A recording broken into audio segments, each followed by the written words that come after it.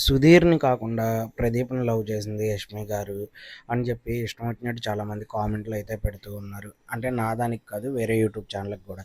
అయితే అక్కడ ప్రదీప్‌ని ఎప్పుడూ ఫ్రెండ్ లాగే చూసారు యష్మి గారు. మీరది గమనించాలి చాలా దాంట్లో. కావాలంటే యు సుధీర్‌తో లవ్ ట్రాక్ నడిపారే గానీ ఎక్కడా ప్రదీప్‌తో లవ్ ట్రాక్ ఎక్కడా నడపలేదు. అక్కడ చేసిందల్లా ఏందంటే, సుధీర్‌ని ఆట పట్టిస్తాకి ప్రదీప్‌తో కొంచెం క్లోజ్‌గా మాట్లాడారంతే. అది మీరు చాలా ఎపిసోడ్‌లు చూస్తే 'ఢీలో' అర్థమైద్ది. అక్కడ జరిగిందల్లా ఒకటే. మిస్‌కమ్యూనికేషన్ జరిగింది. అంతకు మించి ఏమీ లేదు. అక్కడ love track only Sudheer, Rashmi గారు. వీళ్ళిద్దరూ అదే రష్మి గారు. సుధీరు, రష్మి గారు వీళ్ళిద్దరి మధ్యనే జరిగింది గానీ లవ్ ట్రాక్ ఇంకెవరి మధ్యన జరగలేదక్కడ. కానీ వీళ్ళిద్దరి మధ్య జరిగిన చాలా క్యూట్‌గా అనిపించింది వాళ్ళ ఫ్యాన్స్‌కి. సుధీర్ గారికి చాలామంది ఫ్యాన్స్ ఉన్నారు. ఇది మీరు నమ్మినా నమ్మకపోయినా నిజం.